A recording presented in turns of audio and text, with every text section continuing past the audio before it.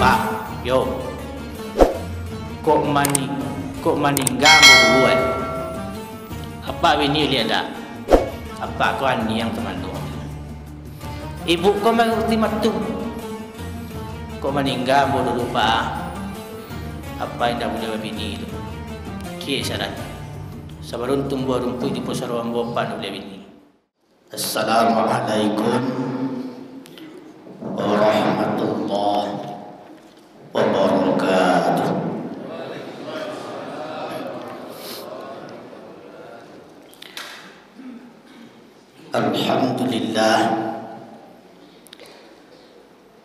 Alhamdulillahilladzi ahyana ba'dama amatana wa ilaihin nusyur. Asyhadu an la ilaha illallah wahdahu la syarika lah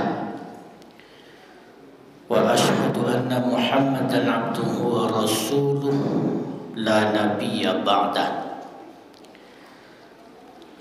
Allahumma fassalli wa sallim ala hadha an-nabiyil karim wa ala alihi wa sahbihi ajma'in. Faqala Allah Ta'ala fil Qur'anil Karim, na'udzu billahi minasy syaithanir rajim. Bismillahirrahmanirrahim. Wa min ayatihi an khalaqa lakum min anfusikum azwaja litaskunu ilaiha wa ja'ala bainakum mawaddatan wa rahmah. Inna fi dzalika laayatin liqaumin yatafakkarun. Shadaqallahul azim. Kita berlindung kepada Allah dari godaan syaitan yang terkutuk dengan menyebut nama Allah yang Maha Pengasih lagi Maha Penyayang. Dan di antara tanda-tanda kekuasaan Allah ialah Dia menciptakan untukmu pasangan dari jenismu sendiri, agar kamu merasa cenderung dan tentram kepadanya, dan dijadikan di antaramu rasa kasih dan sayang. Sesungguhnya pada yang demikian itu benar-benar terdapat tanda-tanda kebesaran Allah bagi kaum yang berfikir. Maha benar Allah dengan segala firman-Nya. Al-Quran surah ke-30, surah Ar-Rum ayat yang ke-21. Bapak Ibu jamaah subuh rahimakumullah, bersyukur kita kepada Allah. Alhamdulillah sampai saat ini Allah masih memberikan kesempatan kepada kita untuk berubudiyah, melaksanakan salat subuh berjamaah yang diawali tadi dengan sahur bersama yang penuh dengan berkah. Berharap dan bermohon kepada Allah, semoga amaliyah yang kita lakukan di bulan yang penuh dengan keberkahan dan kemuliaan ini diterima oleh Allah Subhanahu wa Ta'ala, dan mudah-mudahan dibalasi dengan pahala yang berlipat ganda. Amin ya rabbal alamin. Bersalawat kita kepada Rasulullah sallallahu alaihi wasallam.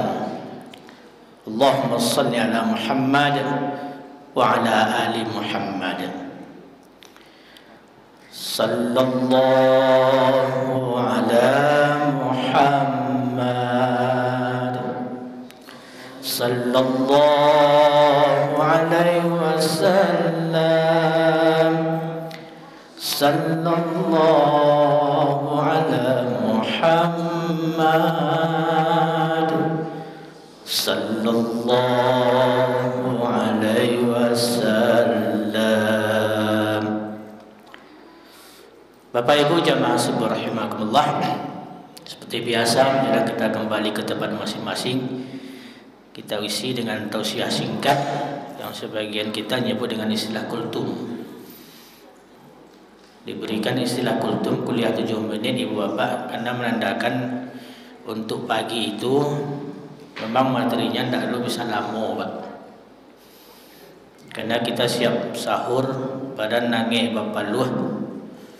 Kalau paru ikannya atau mengentur, maka rata-rata kalau kita lihat berdasarkan pengalaman, kalau lah assalamualaikum cek protokol tahu ustaz, itu langsung jamaah mencari tampik posisi yang paling aman dan nyaman, Pak. Di mana yang paling nyaman, Pak?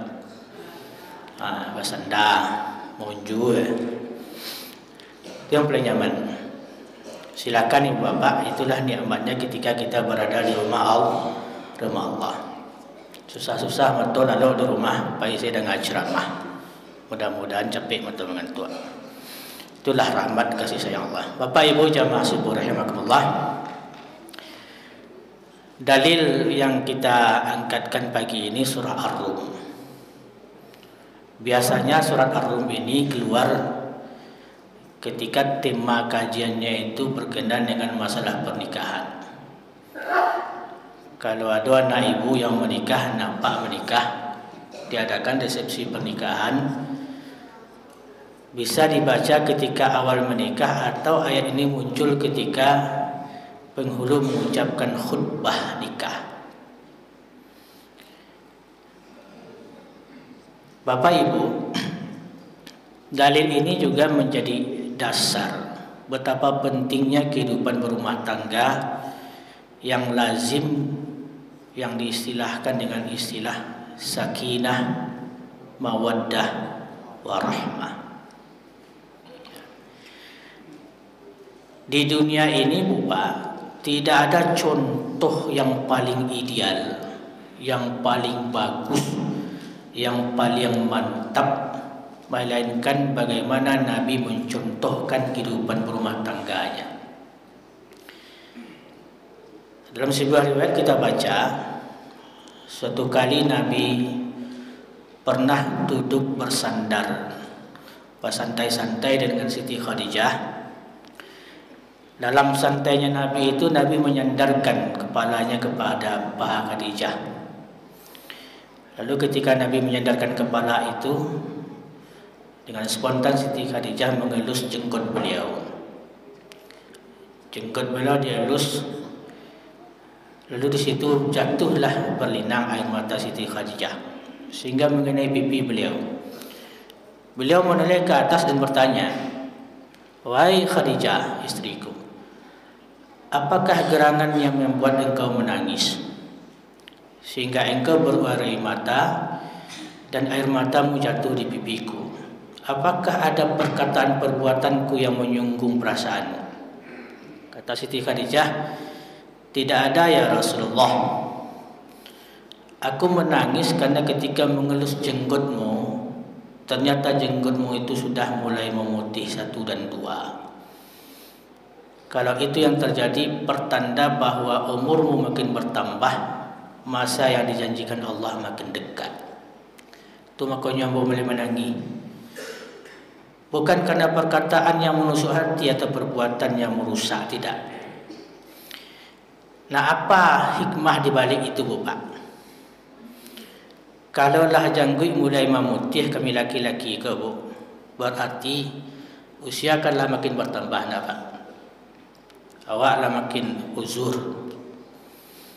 Tapi Nabi ternyata berkasih sayang itu dalam keluarganya tidak hanya pada masa muda. Ternyata ketika usia pun lanjut, Nabi tetap menunjukkan bagaimana rasa kasih sayang itu dalam berkeluarga. Dan biasanya bagi kita, nasihat-nasihat perkawinan itu hanya muncul ketika ada pernikahan, Pak. Kan Pak Cali itu, ada pernikahan keluarga awak, itu didaulat salah seorang tokoh. Apakah ketokohannya itu berdasarkan keulamaan atau adat atau pejabat? Pak Biko ini minta memberikan nasihat pernikahan. Tampilnya situ, Pak. Itu kan yang bagus tuh, memberikan nasihat pegangan kepada anak-anak muda yang baru menikah. Tapi Ibu Bapak, kalau untuk mereka yang muda-muda itu, ya namanya cinta sedang bersemi, yang ada hanya senda tawa, dunia milik berdua, awak kau menumpang sini, Pak. Kama-kama tangan bapa cik, senyum mereka, tak ada suka yang tak ada duka yang ada suka. Dalam hitungan setahun tu apa ibu? Rata-rata tidak ada perceraian tu kecuali berkasus. Setahun tu pak, setahun 2 tahun tu tidak ada perceraian kecuali berkasus. Ya berkasus mungkin salah satu berselingkuh, salah satu menyalahi aturan kehidupan, kok berzina lah sebagainya. Tapi selama hidup normal 1 tahun 2 tahun tu pak, insya Allah rumah tangga bertahan itu. Cuma kadang-kadang sentuhan terhadap kita yang pengantin-pengantin usang lah. Pengantin-pengantin usang artinya dah 20 tahun, 30 tahun. Karena kebiasaan berumah tangga kita seperti itu, kita jarang memperbarui tentang bagaimana konsep yang sebenarnya dalam agama kita. Maka orang sering sebutkan ibadah terpanjang dalam kehidupan manusia itu adalah ketika berkeluarga. Itulah ibadah terpanjang. Maka tidak heran ibu bapak, dalam agama kita baik ayat ataupun hadis diberikan panduan. Dalam hadis kan Nabi katakan, kalau engkau mau menikah, 4 syarat perempuan yang akan kau nikahi. Pertama, wali jamaliha, kecantikan. Wali maliha, harta benda kekayaan. Wali nasabiha, keturunan. Baru yang keempat pak, wali diniha, agama. Tapi di ujung hadis itu disebutkan fasfar bizatiddin, pilihlah yang beragama. Yang pertama kalau kita lihat ibu bapak, kalaulah orang itu menikah karena wali jamaliha, kecantikan, cantik ganteng itu ibu bapak, karena sifatnya alam pasti berubah. Tidak ada kata-kata yang bisa diwakilkan untuk menggambarkan cantiknya seorang perempuan, saking luar biasa. Kalau di Petua Minang kalau jalehkan tu pak, badannya ramping, bak gitar Spanyol, alis bak semut beriring, bibi asam sauleh, batih buntiang padi, pipi bak pauh di layang, rambut mayang terurai, harum parfum Paris, tak ada celah, tak ada caci, memang cantik luar biasa. Tapi kalau lah malayan anak cik, lah keluar anak tu, lah layan ampek, jadi langsing ya bu, langsing ya, enggak, kan berubah. Kami laki-laki pun model tu pula. Taruhlah ketika menikah dulu badan kekar, wak tinggi pada go model adirai tu pak, bakat tak pengkalangan, suspek baru. Tapi ketika lah bini nak pandai menjaga makan, banyak lalu pada bakar ajo, makan malam lalu aja, ada tinggi perut pada dado, bonsor. Akhirnya ibu bapak fisik tu pasti berubah, tak ada yang tak berubah. Kalaulah kita hanya memandang fisik, pasti berubah. Maka di situ panduan agama menyebutkan sakinah, mawaddah, warahmah. Kasih sayang itu yang dibentuk. Yang kedua ibu bapak, kalaulah menikahkan wali maliha, harta benda. Apalagi kalau laki-laki kau pak, kalau nak dapat karajo, pengangguran awak atau PHK. Lalu kecenderungan itu perempuan lebih dominan dalam masalah keuangan materi. Banyak petinya pada peti awak pak. Itu sekarang trennya banyak perempuan-perempuan itu yang mengajukan sidang gugat. Contohnya bapak, dulu pernah ada penelitian ketika musim sertifikasi seperti guru. Ini pegawai gaji pokok 4 juta, sertifikasi 3,5, tunjangan ini dan itu, dapatlah ibuku mungkin 9 atau 10 juta sebulan. Sementara yang laki-laki awak pengangguran Atau dulu dapat karajo lah PHK. Karajo hanya mengantarkan suami, antarkan anak segala macam. Parangai menjadi pula. Pai malam pulang malam bampok wajudi mabuk. Nyocaliak di ibu kau 1 tahun, 2 tahun, 3 tahun. Tak jauh berubah. Cara mengubahnya itu saya Pak Maswan surat ke pengadilan, gugat cerai, sah.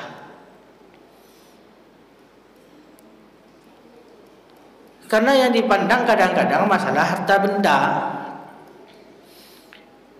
Dan di pengadilan itu Bapak, kalau saya lihat dari sekian banyak pengadilan itu, rata-rata tingkat perceraian di pengadilan itu tinggi Pak, tinggi sekali. Dari tahun ke tahun itu saya mengantarkan mahasiswa praktik peradilan itu ke beberapa pengadilan Sumatera Barat itu rata-rata tinggi, naik. Kebanyakan dipicu oleh masalah ekonomi. Yang kedua masalah perselingkuhan. Kau sementara reuni hari raya, reuni sekolah-sekolah, alumni. Maka disebutkan dalam media sosial itu reunian itu salah satu pemicu munculnya perceraian itu. Dulu sama-sama sekolah SMA berkumpul reunian. Saling bertanya, di mana kini? Karajo, ujung-ujungnya minta nomor HP. Setelahnya kontak-kontakan, setelahnya chat-chatan. Siap tu janjian.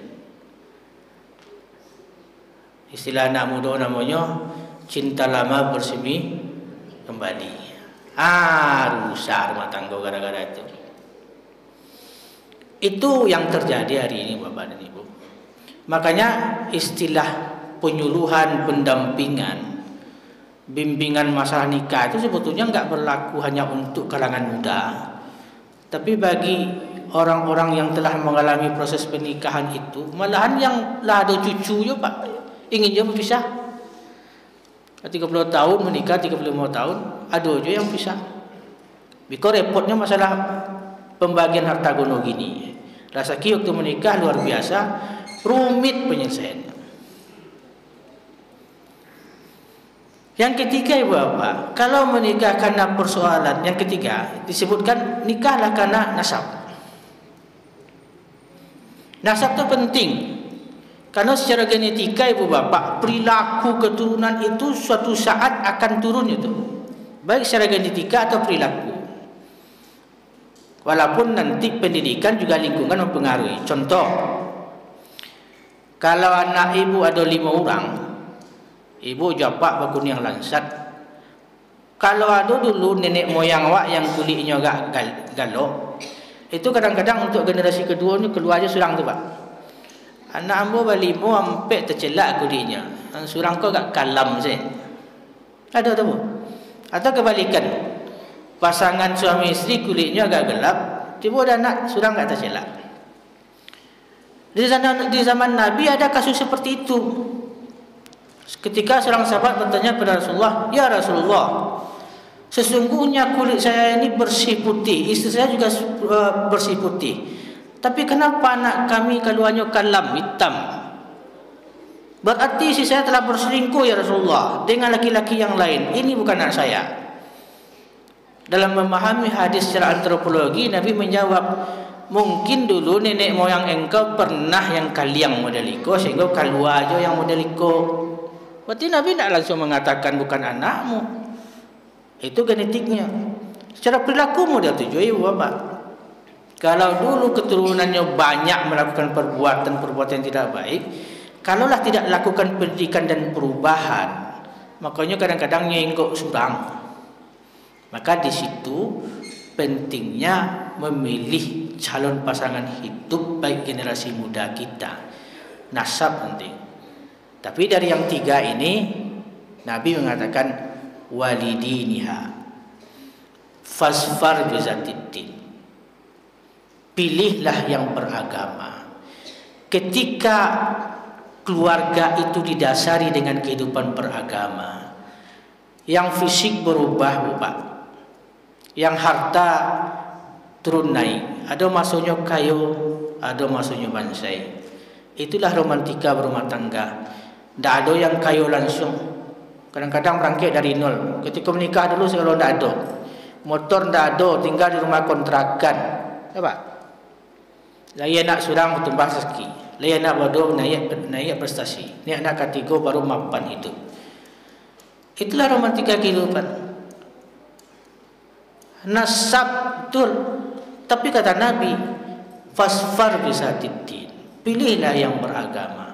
Karena kalau yang beragama tertutupilah semua yang tiga ini. Karena dasar pernikahan itu adalah dalam rangka mencari ridha Allah. Bukan karena fisik, kecantikan, kegagahan, bukan karena harta benda, bukan karena keturunan, tapi karena ikhlas mencari ridha Allah. Makanya ibu bapak, kalau tidak dengan dasar agama, itulah makanya mudah sekali terjadi perceraian itu. Bagani seketik pisah, mengambuk seketik pisah. Makanya sekarang ibu bapak di undang-undang itu diperketat perpisahan itu. Pisah. Kalau dulu masuk nenek moyang apa orang-orang kayak dulu, gara-gara persoalan sepele itu bisa cerai saja. Sambil hanya turun dari rumahnya sambil bawa sikit-sikit mereka. Karena memang kopi terlambat keluar, tu nak ada pulang-pulang 3 bulan. Tak pulang-pulang 4 bulan. Nyatanya orang, kenapa nak pulang 4 bulan di kampung sebelah, nampak di kami. Rupanya kampung sebelah tu dah buka cabang lah pak. Alayelo nak berdua di situ. Baganyi di situ, ngambok di situ, pindahlah ke sebelah. Alayelo nak surang. 5 kampung 5 beranak. Maka dulu ada istilah orang pernikahan sedarah. Tahu? Ada nyanyi Minang lah. Pernikahan sedarah kami kironyo. Ambo berfikir-fikir bapak, di mana bisa nikah sedarah? Engaklah jadi orang, tak tahu mana sana apa enggak. Kini ya pak, kalau dulu mungkin. Dalam sebuah penelitian, ambo pernah bertamu kasus itu bapak. Mungkin pernah dulu dalam ceramah sampai. Jadi ada di Bukit Tinggi itu bapak. Seorang ibu dan bapak masih karib mengali sakti di bawah playfair Awu Kuniang. Kalau nan tamu itu tuh banyak macam-macam. Masuklah tamu, lalu bincang-bincang. Kalau orang Manggale, orang bertamu tu bincang-bincang. Dari mana bu? Dari utusan kah? Kamu bu? Iba lenjo kau. Di mana bu utusan kah? Ambo direct itu sampai nama ketik. Jadi tentang 5 rumah ibu di situ. Hanya jalekan rumah ranggai ambo di Sikuah. Kecil ibu yang menjual sate, rumah orang ranggai ambo di situ pulau. Jadi bincang ibu bapak demi kepastian. Basuruh anak di situ tu, coba foto gay pulang lah. Kakek pulang, nyambil foto kau dia anak, pak. Nyoba ke kedai sate, buat calian. Kalau dulu kan foto hitam putih, pak. Calian, kau foto apa ambo? Kecil orang yang makan sate, kau apa ambo masih? Sama rupanya, pak. Tak pernah tahu selama kau, pak. Padahal usia anak yang paling besar itu dah 55 tahun. Kalau tidak gara-gara makan sate ibu bapak tidak tahu bahwa memang dulu bapak ini pernah bersih dua. Nanti sampaikan. Ketika ditelusuri bertanya kan nenek yang masih hidup. Memang dulu pernah beliau kan tidak pulang-pulang 4 bulan. Ya apa tidak ada di saat itu. Kalau ada apa kan bisa dihubungi. Lima pak kini kalau 4 bulan tidak pulang-pulang, seminggu tidak pulang-pulang. Rupa waktu 4 bulan tidak pulang-pulang itu beliau pindah itu, ya berbini situ, warna lah situ. Demikian mudah perceraian di saat itu. Terasa enaknya bapak kalau kadang-kadang banyak saudara, banyak urusan. Tapi ketika ketik bagi rezeki, anak berserak, keluarga berpisah. Resiko ibu bapak kalau terjadi perpisahan seperti itu, resiko yang paling besar menanggung adalah anak-anak, bukan yang lain. Bukan yang lain. Yang paling senang kami laki-laki kau. Anak yang paling menderita. Bakal paling senang kami laki-laki. Berpisah mana kami ibu kini. Seminit 2 minit setelah itu laki-laki kau bisa kahwin. Kerana dia nak masuk iddah pak. Kalau perempuan ibu punya masuk iddah. Wafat kami hampir bulan 10 hari. Masa menunggu ibu. Sebelum tu tak boleh lelaki. Tak boleh suami. Tak boleh beralih. hamil ibu sampai melahirkan. Bercerai pisah, tunggu 3 kali suci. Wal mutallaqatu yatarabbasna bi anfusihinna thalathata quru. Bila laki-laki dah. Makanya ibu bapak kadang-kadang menjadi garah diorang. Ibu tadi duduk atau buku tadi malam cerita-cerita sama Pak, yo. Kok meninggal dulu Apa bini lihat tak? Kecapa ko. Apa ni sabui orang mabuko ko patah seleruak ninggal sabui. Kecapa basa-basinya. Apa ibu nak puas sambil medangan nasi, nyedol nasi, tanya tu dia. Yo kok meninggal bapak ibu ni lihat tak? Lo kita disabui. Indah. Alam pergi makan dia tanya je ibu. Ya pak, aku meninggal apa pak? Meninggal apa dulu? Apa ni tak? Apa aku ni yang termandung? Ibu kau mengerti matum. Kau meninggal apa dulu pak? Apa yang dah boleh bini tu? Cik syarat. Sebelum tumbuh rumput di pusar orang bapak boleh bini. Cik tu syaratnya. Iyo. Ni idam-idamnya simpan di kepala pak tu. Yang namanya singkit dipinta, habis raya besok meninggal ibu. Ibu kalau penyakit jantung, meninggal mendadak. Balinang ayam atau kau pak. Kehilangan istri secinta, berumah tangga 30 tahun. Dek saking sayangnya, kau batung berkubur tu hitamnya silau. Satioknya silaunya caliak tu apa dan ibu, nyusiram pusaro ibu. Nyolambo ibu pusaro ibu tu. Agak orang memandang luar biasa sayang apa kau ke ibu. Nyucaliak sepanjang hari nyusirami posaro ibu. Rupa bulan kedua, bulan ketiga, bulan keempat yang tak kena dia pak ultimatum ibu ketika berbuku dulu. Ultimatum ibu. Sebelum rumput tumbuh di posaro ibu, pada boleh bini. Hari musim panen, di mana rumput ketumbuh atau makanya nyusiram posaro ibu sepanjang hari. Itu yang tak kandarinya bu. Dua kami laki-laki itu. Kalau tumbuh rumput, hilang syarat. Itu ya bapak. Makanya dalam Islam ada panduan baik Al-Quran ataupun hadis bagaimana membina rumah tangga itu, dan tidak hanya untuk kalangan muda, termasuk itu yang lah tua-tua bapak. Kalau muda-muda itu nya nak pisah pak. Yang orang tua-tua apa perkahwinan pengantin usang dah 20 tahun katih, 35 tahun katih, anak gadang-gadang, itulah menjadi biasa. Dulu gagah pak, dulu cantik ibu, tapi ketika badan latu, badan labun tarason, pun banyak JPU, karuah menjadi jadi. Dulu nak pasang pak ke ibu caliak turun naik demikian lembut, sanang caliak, tanang caliak. Kini model sensor kayu. Pakai gigi 1, gigi 2 ya. Ibu pun model tu pula. Kau nala rangki, kau nala suak, kau nala panik-panik, angok sasak. Dulu gigi rapek padek, kini laompong cik-cik. Kepuak sanjai dulu lasuh, kini jangan kepuak sanjai kalamai saya nak bisa makan. Dia makan kalamai. Kalau gigi semua juga kalamai. Dia laki iki kelamai. Apa yang akan dibanggakan Pak? Yang tidak lebih yang akan bisa dibanggakan memang keikhlasan dalam rangka mencari ridha Allah. Semoga nanti pun ketika kita wafat dikumpulkan oleh Allah di surganya bersama. Itu makanya disebutkan ibadah terpanjang itu adalah keluarga. Ibadah terpanjang adalah keluarga. Mudah-mudahan Allah senantiasa memberkahi kehidupan keluarga kita. Usia 35 tahun, 40 tahun keluarga, tetap Allah curahkan rahmat dan kasih sayangnya, termasuk keluarga anak-anak kita, sehingga disitulah munculnya generasi yang soleh dan soleha. Amin ya rabbal alamin. Assalamualaikum warahmatullahi wabarakatuh.